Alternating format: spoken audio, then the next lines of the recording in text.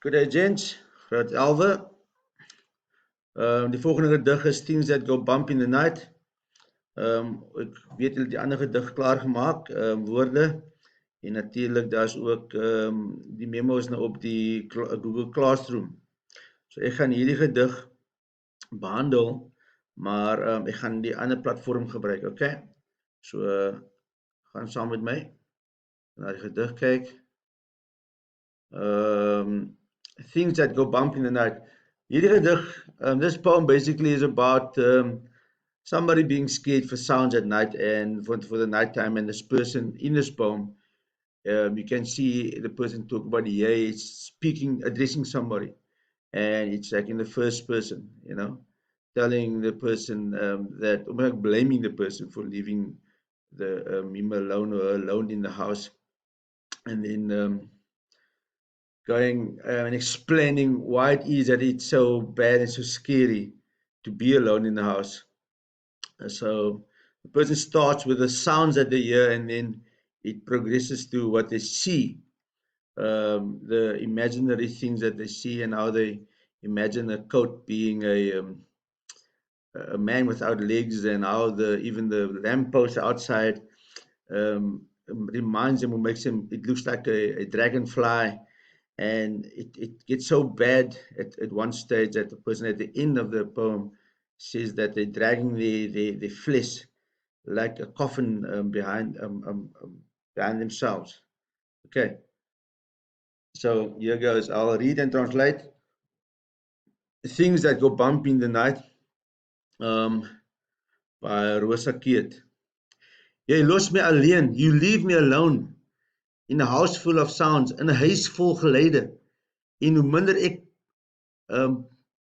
ek probeer luister, hoe harder klink die klank, and the less I try to listen, the louder sounds the sounds of a strange footstep on a dark step, van 'n onbekende voetstap op 'n donker trap.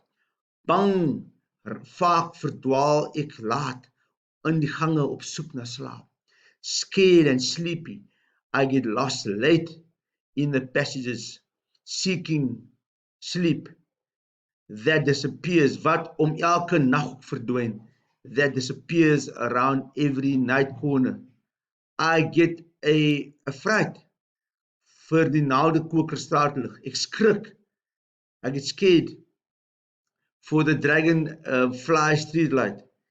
Deur skaars bewegende blare, I see the dragonfly streetlight through barely moving leaves. Jou jas aan die kapstok. Person says, I see your coat on the coat hanger. It's like is 'n man sonder bene. So it's a direct comparison here. Ek is bang. I am afraid vir die stofsleier slang, for the vacuum pipe. It looks like a snake to the person. So again, it's an image that is being used there.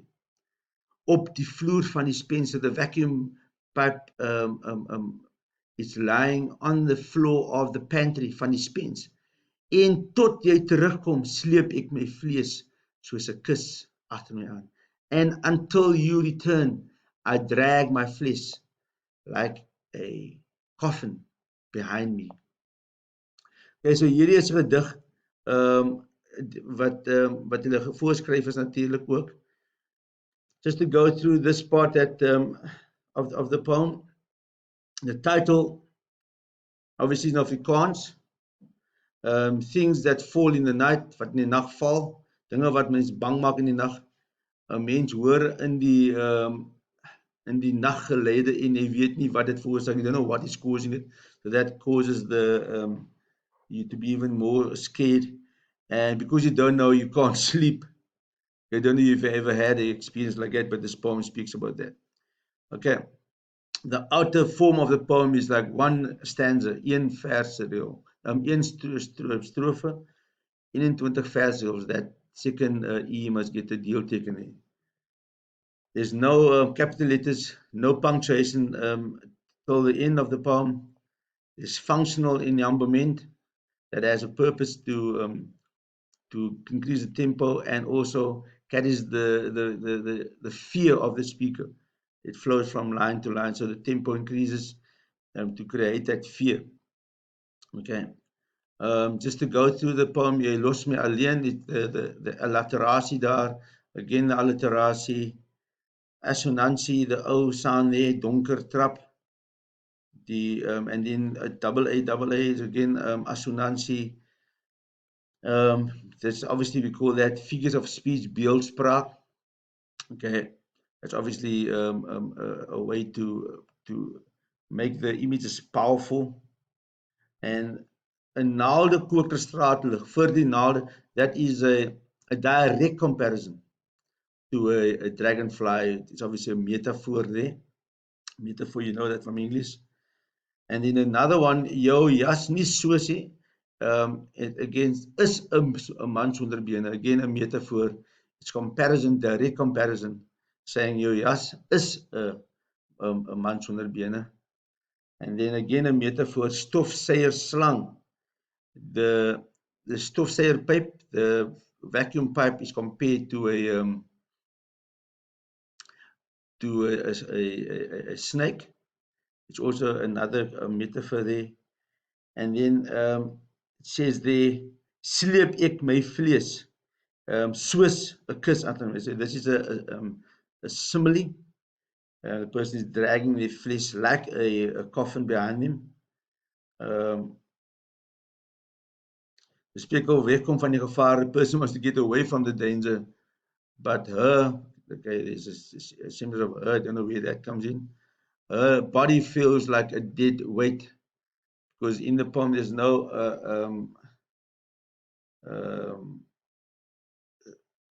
speak about the fact that it's a girl or a guy. So it's just the writer is a lady. Jy en my, that's the jy is iemand wat die spreker gewoonlik kan vertrou. Person could be a mom or a dad, and be anybody that you blame for leaving you alone.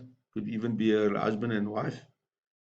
My is die spreker wat bly, miskien dalk 'n meisie wat die skrywer want die skrywer is vroulik. I just said the lady who writes it. It's the lady who writes the poem.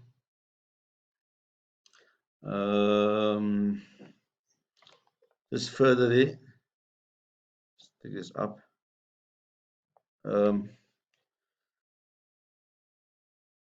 So just that ends right there. Just to go back to the actual the notes that you were speaking about.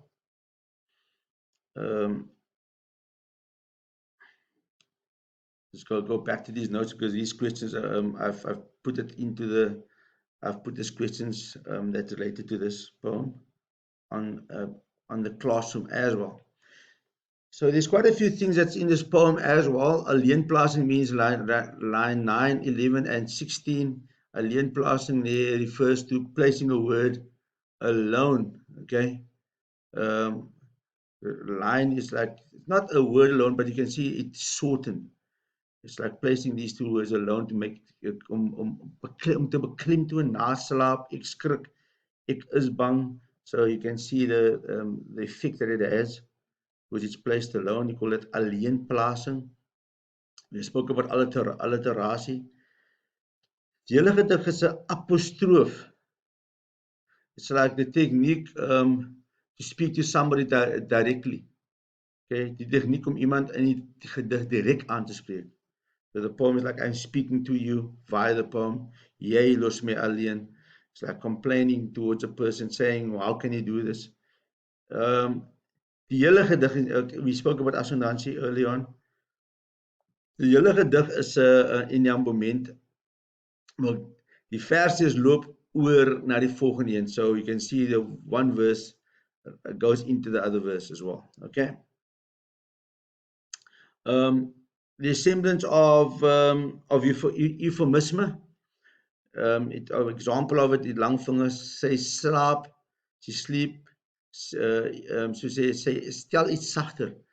So you can see they actually making something a bit softer that is supposed to be much more Hase. So you can see the images here using the animals, like naaldekoker, making vir 'n stofsleer slang. That is euphemism, making the image and making the idea a bit easier to receive. So there's quite a few things, obviously, that continues down here. Let me go to the questions before we lose time. Hoekom is die jy in strofe met klein letters? So asking why is the you in small letters here? You can basically give your own answer. Haal een woord uit die gedig. Quote one word from the poem that shows that nobody is listening to the speaker. Die spreker sê hy is gevul of vervul met klanke, a bit of a language question there.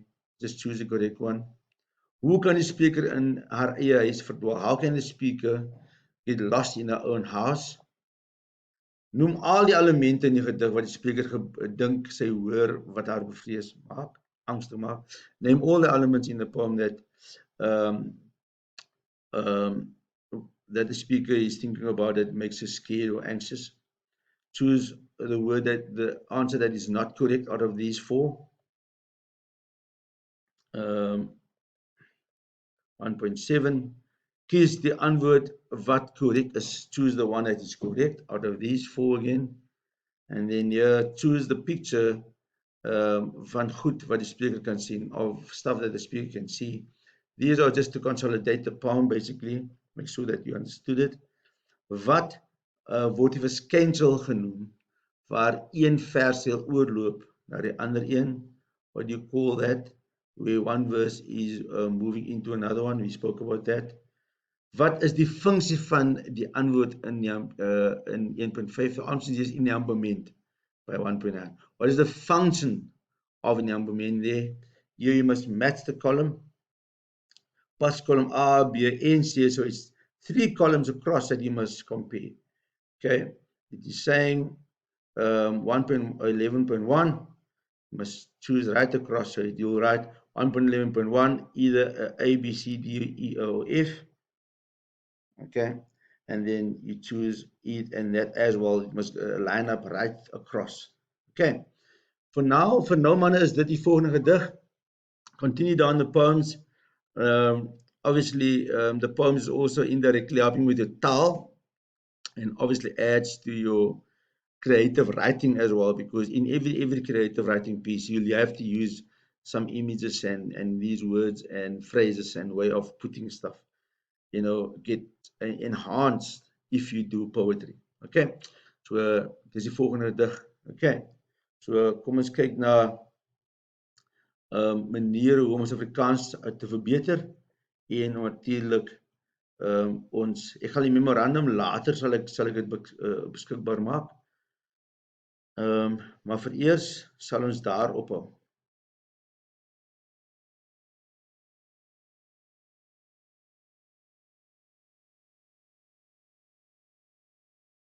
Goed.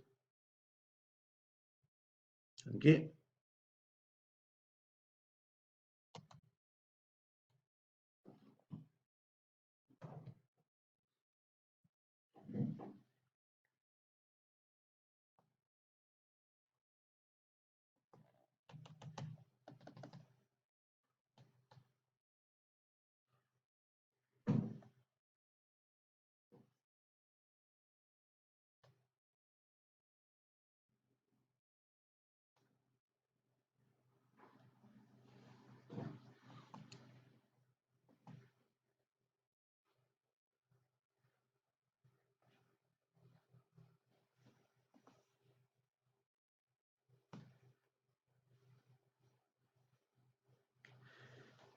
Just to go back to your Google Classroom. On the Google Classroom, there's already been placed quite a few bit of information pieces, so make sure that you do also familiarize yourself with the Google Classroom. Okay, I will post the memo of the previous woorde has been posted here. I will post the questions as a document as well. The recording is basically to help you to answer the questions and also to understand it, because poetry is generic.